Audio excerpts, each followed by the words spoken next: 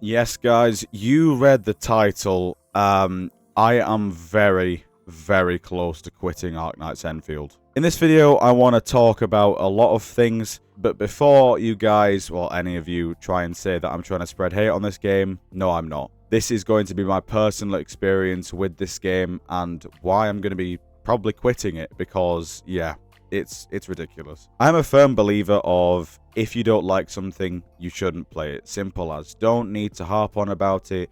I feel like this needs to be addressed because it was a minor concern of mine in my original review video.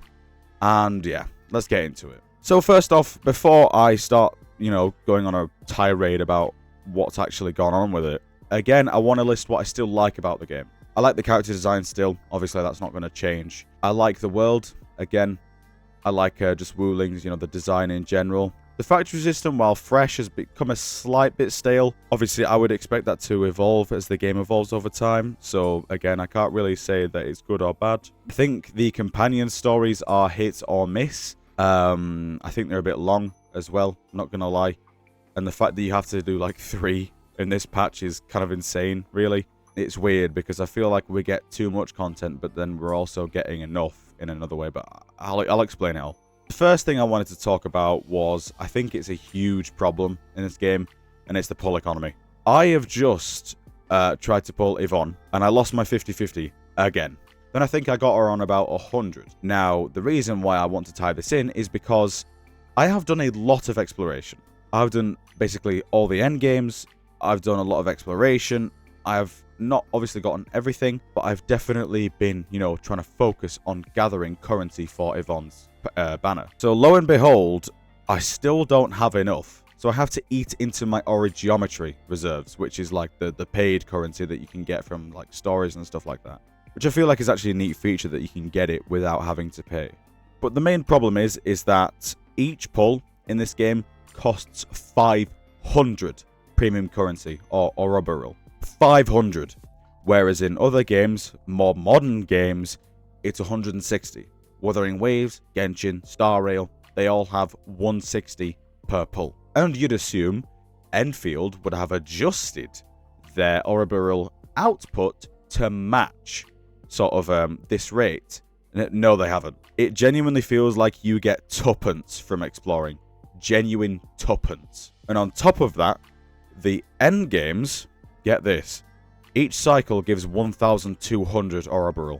That's not even 3 pulls, man. Now, that'd be super cool if it was 1,600 currency per 10 pull, but no, it's not. And not to mention, I feel like getting those Ouroboros from the end game is perhaps the biggest slog ever because of the way it's designed. I feel like the end game really exposes flaws in the combat system. I'm not going to go into it too much, but I'm just saying that the end game is not good. It's really not good. It's just a damage check with a very hideous gimmick, with each floor of the end game having a different gimmick, and I think it's just not built well at all. And now, what goes well with a bad pull economy? It's a bad gacha system. And I don't know why people were defending this before launch, saying, well, it helps out unluckier people while it punishes luckier players. Guys, I have lost both of my 50-50s in the last 2 banners. This system has not helped me out at all. Now, I know some people will probably say, well, the guaranteed 5-star cap is at 120, whereas if you were to play like Wuthering Waves, it'd be like 160. But guys, the pull economy basically makes it feel the exact same, if not worse. I'm telling you now, the pull economy mixed in with this gacha system makes it one of the worst gacha experiences I think I've ever had. And that is saying something when I've actually played Honkai Star Rail. It's crazy. I know a lot of you will probably say, well, back in the day, it used to be way worse. And obviously, I'm not discounting that. But we are in 2026 now. We are genuinely in 2026. And we still have weapon banners that aren't 100% rate up. It is ridiculous. One thing I will admit about the gacha system, though, is that I do like the little gimmicks that they have, where, like, if you spend 30 pulls, you get an extra 10 that don't count towards pity, but, it's like an extra 10 just for the fun of it, I suppose. And at 60, you get, like, free 10 pulls for the next banner that do count towards pity, although that kind of incentivizes spending on consecutive banners. which, if you're thinking about it, looking at the pull economy and also the fact that the gacha system in this game is not very good, that could be really predatory. But yeah, that's just the character banner. Let's go on to the weapon banner, because this is the thing that I was concerned about in my original review video. And it's warranted my concerns. I feel like this weapon banner has to be the worst I've ever seen. And boy, do I have a lot to say about this weapon banner. As we all know, you've got your signature weapon on this. However, if we look here, you can also get all of these weapons as well. The current rates are, this is 25%, and then the rest are 12.5%. And you're guaranteed the main weapon in 8 10 pulls. Now, of course, it wouldn't be so bad.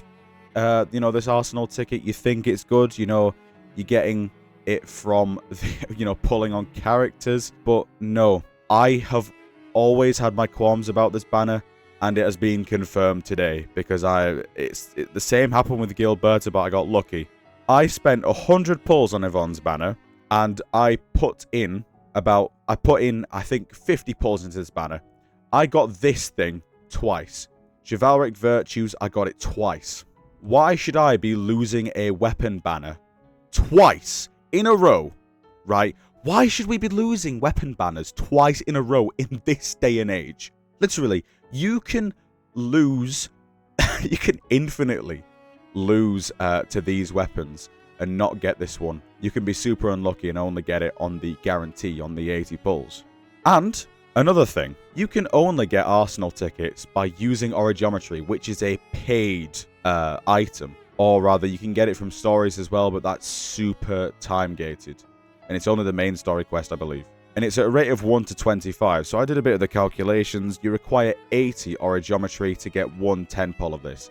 And how much does that cost in my currency? We go over here. To get 80, I need to spend 21. That'll get me 68. And then I need an extra 12. So 23, 25 pounds. 25 pounds for a single 10 pull. Obviously, yes, there's bundles in here. There's bundles in the shop. Of course there is. There's bundles here. Look, $13.99 for 2K. Way better than £25. Now, obviously, it'll be more in dollars. I bet it'd be like nearing $40, actually.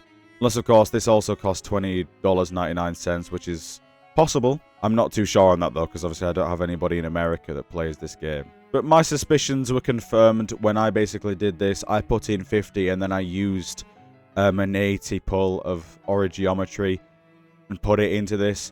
And I still couldn't get it in 60 pulls. By the way, the weapon rate up percentage. By the way, the 6-star weapon percentage is a whopping 4%, I believe, yes. But I will not let that excuse the fact that you can lose this banner infinitely. You can literally lose it 79 times before you get this weapon at 80. Granted, the chances of that is super low, but the fact that it's possible is ridiculous.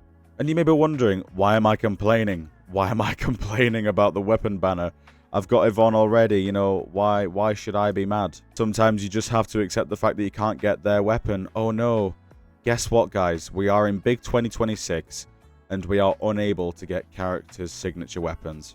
Isn't that crazy nowadays? I know maybe it's Wuthering Waves just spoiling me like crazy, but how is this possible? Just how? Thing is, I do want to keep playing for Zhuang Fengyi because I think her character design looks absolutely amazing. But the problem is that it's the worst things to do, or the hardest things to do to improve a game when the game's detriment is the gacha system. The hardest thing to do is improve the pull economy or change the gacha system, because then that basically gives a big middle finger to everybody that pulled on this banner, to everybody that pulled on these banners before any theoretical changes were to be done. So I don't know, guys. I am at a bit of an impasse here. I'm very close to quitting. I really cannot lie. The title is not clickbait. I'm really close. Like, I honestly, as soon as I didn't get this weapon, I literally pulled 2 6-star weapons and I didn't get it. I just closed the game. I genuinely just closed the game and I sat there for about 10 minutes raging because I didn't want to make a too emotionally charged video. Now, I do want to add some nuance to this, and I think it's because ultimately, you know, the characters and the combat it's secondary to the factory gameplay. And whether you like it or not, I feel like that is what they're going for, right? The factory should be, you know, the main thing because that's what they're doing. But I feel like there is a bit of something there. They can definitely do something with the combat system. And, you know, it just feels like they are neglecting it in favor of just having the factory. People were warned about the factory is all you need to play for. And I guess that's correct, isn't it? But yes, what do you guys think of the banners? Are you guys still playing Endfield? I'm probably going to be very cautious about it. Because, I mean, I haven't even played these stories either. I know that I complain about pull economy and I've not done these stories, but I'm genuinely just not interested in them in that sense. I'm not interested in the stories. But yes, thank you all so much for coming to this rant. I still believe that Arknights Endfield is a good game. It's just not a good gacha. It's really not a good gacha at all. And if I did offend any of you, then I'm sorry, but I'm only just stating my personal experience with this game. I don't think you can be mad at me for being annoyed at my personal experience. But yes, thank you all so much for tuning in. Thank you to my members, and I'll see you all in the next video. Goodbye for now.